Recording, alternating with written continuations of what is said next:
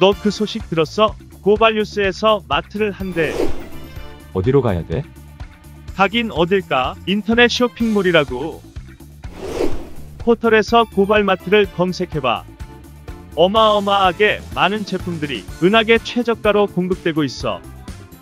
고발마트 함께 해주시면 정말 감사하겠습니다. 고발마트에서 만나요. 이 이해찬 대표, 이게 진짜 언론입니다. 내가 오히려 미안하다, 위로한다.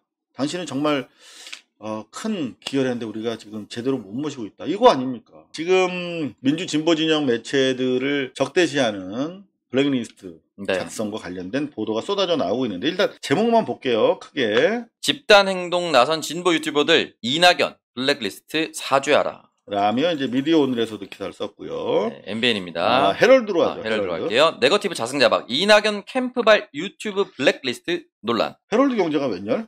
우리끼리 싸우니까 그냥 써준 거예요? 네거티브의 자승자박. 이거 상당히 좀 이낙연 쪽의 비판적 느낌인데. 헤럴드 경제. 얘들 좀 종잡을 수가 없어요, 얘들은. 자, 그런가 하면 문화일보입니다. 유튜버들 이낙연 캠프 친 이재명 블랙리스트 작성 주장 명락대전 확산이라고 나와 있네요. 네, 여하튼 뭐 얘들은 싸움이 나니까 싸움 붙이고 좋지, 재밌는 거지. 여하튼 뭐 유튜버 문건 파문, 뭐 굿모닝 충청 유튜버들 이낙연 각오하라, 이런 보도가 이어지고 있는데요. 네. 연합 기사가 압권입니다. 가관입니다. 보실까요? 자, 연합 기사 제목부터 한번 볼게요. 김용민 열린 공감 이낙연발 블랙리스트 작성 사죄하라. 얘들은 자꾸 열린공감 TV랑 김용민이랑 묶더라고. 그리고 상당히 많은 매체들이 열린공감 TV를 김용민 씨가 하는 걸로 오해하거나 호도하고 있어요. 전혀 무관합니다. 네. 그러면서 이낙연 측이 한마디 한 게 나는 정말 이거는 용서할 수가 없어. 이낙연 측 암약하면서 이재명 돕는 것 사실. 문서는 없어. 그러니까 블랙리스트가 이게 터져 나왔으면 사과해야 되거든. 네. 일단 사과하고 2단 대책을 논의해야 돼. 네. 근데 일단 사과도 안 하고 2차로 가해를 하는데, 암약하면서 니네가 이재명 돕는 거 다 알아. 이 암약이라는 말에서 제가 진짜 전문용어로 뚜껑이 열리는 상황입니다. 왜냐면 내가 암약이란 말 제일 싫어하거든. 국어사전까지. 일단은 암약과 관련해서 4개의 뜻이 있는데, 네. 우리는 그런 뜻으로 쓴 거 아니야 라고 도망갈 구멍이 없어. 내 용례 다 나빠. 암약하다 그러면 어리석고 미련하다는 뜻이고, 굉장히 나쁜 단어죠. 암약하다 그러면은 숨어서 비밀리에 어떤 행동을 하다. 이거는 주로 조폭이랑 간첩한테만 씁니다. 간첩이 암약한다, 조폭이 암약한다. 그리고 또 다른 뜻이 있어요. 암약하다, 몰래 약속하다. 떳떳하지 못한 약속을 남몰래 하다. 요것도 나빠. 그렇죠. 암약하다, 어리석고 미련하다. 그러니까 다 이게 나쁜 뜻이라서 아마 얘네가 암약하다 첫 번째, 비밀리에 맹렬히 활동하다, 요걸로 쓴 것 같은데. 그렇죠. 지금 그렇다면 원문에 보면은 자기네가 블랙리스트 작성을 사과하지 않으면서 일부 유튜버들이 암약하면서 우리가 몰래 숨어서 활동하고 있나? 우리 여기 2층인데 스튜디오? 지하 아닌데? 그러기에는 너무 생중계를 많이 했네요. 네. 이재명을 돕고 이낙연을 깎아내린 건 사실이다. 이런 식으로 비판적, 팩트 기반의 비판적 보도를 인식하면 이거는 박근혜만 못한 거야, 니네. 이낙연 캠프. 어떻게 우리가 근거 없이 얘기한 게 1도 없잖아. 그리고 비판적으로 문제 제기한 모든 언론과 유튜버들을 비방하는 암약 조직이라고 해버리면 구독자들이 지금 400만이 가까운데 이 사람들은 뭐야? 지금 여러분들 시청자들을 암약하는 간첩에 의해서 세뇌당하는 사람 정도로 지금 취급하고 있다는 거 아니야. 이낙연 캠프의 정말 이해할 수 없는 언론관. 그래서 우리가 암약하는 것처럼 보였나 보다. 그런 반성을 하게 됐습니다. 노골적으로 드러내놓고 앞으로 이낙연 캠프의 잘못에 대해서 더 강력하게 지적해 나가기로 하고, 지금 이른바 비방을 주도한, 이게 비방이란 말도 사실은 아주 무책임하게, 이게 기본적으로 비방이란 말 자체는 전형적인 이른바 언론 개혁과 관련해서 징벌적 손해배상에 해당되는 보도 태도를 말하는 거예요. 그러니까 상대를 근거 없이 헐뜯을 목적으로 하는 언론 행위를 규제하는 게 언론 손해배상법이잖아요. 네. 우리가 그렇게 나쁜 짓을 했다는 뜻이잖아. 지금 비방 언론들 블랙리스트와 관련해서 공동 성명을 냈습니다. 아, 고발뉴스 김용민, 새날, 시사타파, 열린공감, 이동영, 그리고 우리 한 분 더 계시지 않습니까? 이송원 TV. 이성원 TV는 방송 중에 졸도를 하셨어요, 이분이. 아마 이제 조국 장관 일가에 대한 재판 과정을 지켜보면서 아이고야. 여러분들이 그러셨던 것처럼 공황장애에다가 아마 혈압 같은 게 온 것 같은데 다행히 그저께 의식은 회복하셨다고 하는데 아직 가려 중이셔서 저희가 공동 성명에는 참여시켜드리지 못했습니다만 여하튼 간에 직접 사죄를 저희는 요구하고 있습니다. 이낙연 후보에. 그리고 재발 방지는 물론이고 지금 저희와 열린공감TV 등과 저희 고발뉴스에 대해서 좀 소송이 들어와 있거든요. 즉각 취하해야 된다. 그리고 이 문건 작성 경위를 밝히고 책임자를 파견하지 않을 경우에 저희가 조직적이고 더 이상 암약하지 않고 집단적으로 이낙연 후보의 이런 문제에 대해서 기존에 우리 제기했던 것이 비방이 아니었음을, 정당한 비판이었음을 입증하는 수밖에 없지, 우리로서는. 그죠? 네. 각오하란 말 절대 안 합니다. 기대하시기 바랍니다. 왜냐하면 시청자가 주인이기 때문이죠. 네. 네, 고발뉴스와 블랙리스트. 사실은 제가 방송에 앞서서 살짝 보여드렸습니다만 김영환이 청와대 수석 비서관 회의를 적은 이 메모장인데요. 여기 보면은 우리 국민의 알 권리를 위한 다이빙벨이라고 하는 영화를 죽이려고 이 난리를 무려 한 27번에 걸쳐서 계속 역적 모의를 한 게 있습니다. 다이빙벨과 관련해서 교문이 국감장에서 성토해달라든가 또는 뭐 다이빙벨을 상영할 것으로 예상되니까 수사해라. 아 갑자기 무슨 수사입니까? 이런 블랙리스트의 피해를 우리가 봐왔기 때문에 저는 블랙리스트라고 하면 치가 떨리는 사람이에요. 근데 그래서 목숨을 걸고 싸웠는데 그래서 가장 이득을 본 이낙연 씨가 다시 또 블랙리스트를 휘두른다는 것이 저는 정말 이거는 제가 목숨을 걸고 그냥 당신들은 저희 고발뉴스를 이길 수가 없어요. 이낙연 캠프는. 왜냐 우리는 국민의 알 권리를 위해서 목숨을 거는 사람들이기 때문에 목숨 걸고 싸우면 당할 수가 없습니다. 그래서 실제로 김기춘 비서실에서 당시에 다이빙벨 표를 매입해서 상영을 방해했고 그런가 하면 청와대에 있던 조윤선 문화부 장관 다이빙벨을 비판하라고 여당 의원들한테 주문해서 실제 실행되기도 했습니다만 여전히 저희가 손해배상 소송을 우리 당시 블랙리스트 피해자들과 함께 연대해서 하고 있거든요. 그런데 올해 6월에 네. 정권 교체된 지 지금 4년이 지났습니다만 아직도 재판이 안 열리고 있었다는 충격적인 사실을 아십니까, 여러분들? 이게 대한민국 사법부의 반개혁적인 현실이에요. 그런 책임이 있는 민주당 전 대표가 이런 부분에 대해서 반성하지 아니하고 도리어 또다시 블랙리스트 채찍질을 휘두른다는 것은 도저히 용납을 할 수가 없습니다. 왜냐하면 우리가 여러분들의 알 권리를 위해서 유튜브 방송도 하고 기자가 되고 아나운서가 된 것은 바로 이 덕목 때문이죠. 이거 한번 낭낭하게 읽어봐 주실래요? 네. 나는 당신의 말에 동의하지 않는다. 그러나 나는 당신이 그 말을 할 수 있는 권리를 지키기 위해 죽을 때까지 싸울 것이다. 이런 사람들입니다. 저희는. 그런데 저희한테 재갈을 물리겠다고요. 그거는 저희가 용납이 안 되죠. 조금 전에 이낙연 캠프에서 입장문이 나왔답니다. 그래서 제가 어떤 내용인가 한번 읽어봤습니다. 그랬더니 이런 내용이더군요. 해당 문서는 이낙연 캠프에서 유튜브 모니터링을 하는 분이 일상적인 업무 수행 차원에서 작성한 것이다. 일상적인 업무 수행이라고 하는데 이 대목에서 제가 박근혜보다 더하다. 절대 덜하진 않다.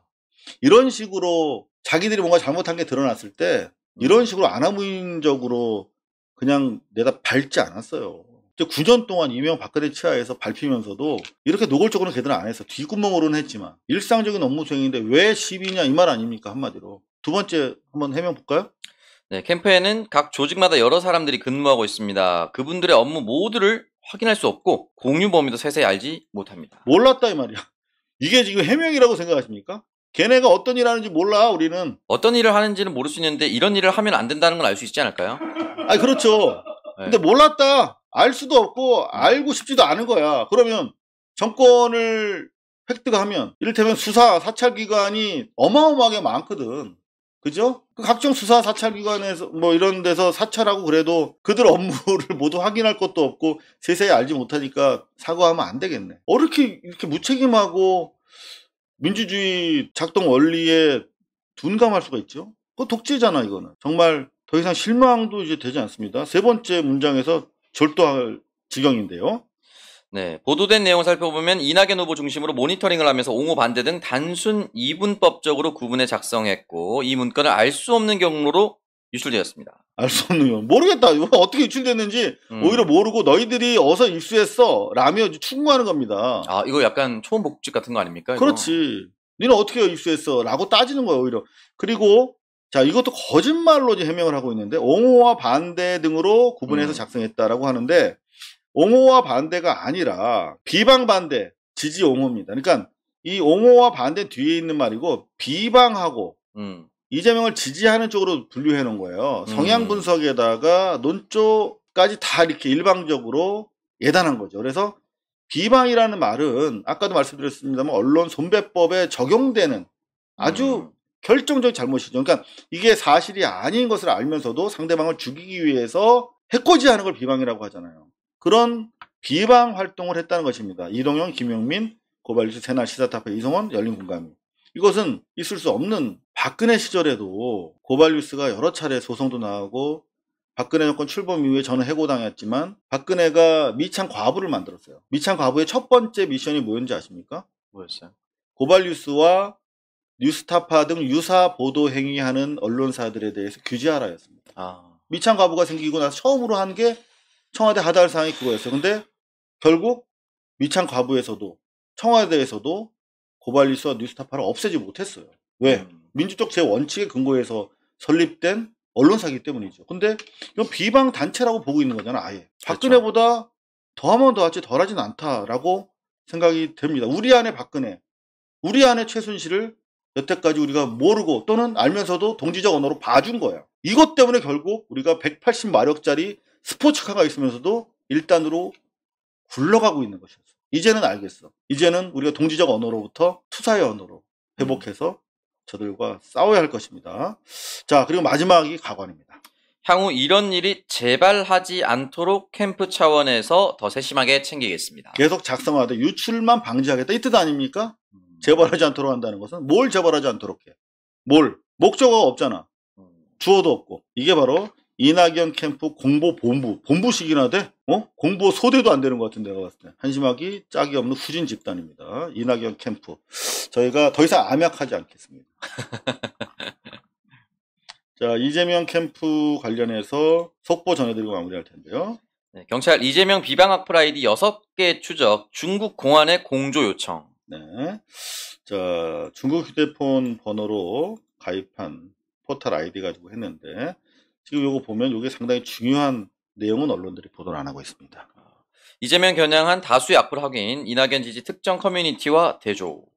지금 이낙연 지지자들의 보이는 댓글 패턴과 유사하다는 겁니다. 그렇기 때문에 결국 배우를 이낙연 캠프로 적시를 하고 만약에 조중동 같았으면 벌써 이렇게 했을 겁니다. 바이스 벌사 거꾸로 상황이라면 이재명 쪽을 엄청 때리고 있을 텐데 이낙연 쪽은 건들지도 않고 있습니다. 바로 이것이 조중동이 이낙연이 필요하기 때문에 안 조지는 겁니다. 왜 필요할까요? 그들의 기득권을 지켜줄 친구라고 생각하는 것이기 때문이죠. 더 이상 저희는 동지의 언어로 원팀이라고 하는 이유로 감싸지 않겠습니다. 대선을 이겨도 결국 우리가 이룰 건 하나도 없기 때문이죠. 이 상태로는. 잠깐만요. 지금 여기 보니까 네. 댓글로 우리 해찬들이 움직였다. 해찬들이요. 이해찬 대표가 황교익 선생과 관련해서 한 말씀 하셨나 본데요. 네. 첫 번째. 여기 있네, 여기 있네. 역시 이해찬이다. 자. 이해찬, 황교익 문정부 탄생에 기여한 분, 상한 마음을 풀어라. 라며 문재인 정부 탄생에 기여하는 분인데 지난 총선과 지방선거에서도 민주당 승리에 여러모로 기여하셨다. 이번 일로 마음이 많이 상했으리라고 생각한다. 정치인들을 대신에 언론인 내가 위로하겠다. 이거야. 지금 송영길은 오히려 황교익한테 너무했다라고 야단쳤잖아. 아니 왜 이낙연 쪽에는 얘기를 못하냐고 송영길 씨는. 이 이해찬 대표 이게 진짜 언론입니다. 내가 오히려 미안하다 위로한다. 당신은 정말 큰 기여를 했는데 우리가 지금 제대로 못 모시고 있다. 이거 아닙니까? 이게 바로 정치 언론의 넉넉한 품입니다. 이런 상황이 되니까 더 이해찬 대표가 그리워지는군요. 다시 한번 역할이 좀 주어지시기를 기대해 봅니다. 중요한 역할을 하실 겁니다. 비대위 연락 왔어요? 아니 그렇진 않은데 마지막에 큰 판이 벌어질 때는 다 뭐 힘을 모아야죠. 아, 역시 정치인답습니다. 얼렁뚱땅 넘어가시네요. 네, 고발뉴스닷컴은 홈페이지에서 온라인으로 정기구독 회원을 모집하고 있는데요. 이게 온라인이라 살짝 번거롭다라고 생각하시는 분들이 종종 계십니다. 그래서 ARS 전화를 개통을 했는데요. 1877-0786으로 전화 주시면 아주 반가운 목소리가 여러분들 나옵니다. 고발뉴스 정기후원 함께 해주시면 더욱 감사하겠습니다. 고발뉴스는 여러분의 자발적 후원에 힘입어 운영되는 대한매체입니다. 자본과 외압에 흔들리지 않는 언론으로 키워주십시오. 후원 신청은 ARS 1877-0786에서 받고 있습니다. 지금 전화 주세요. 감사합니다.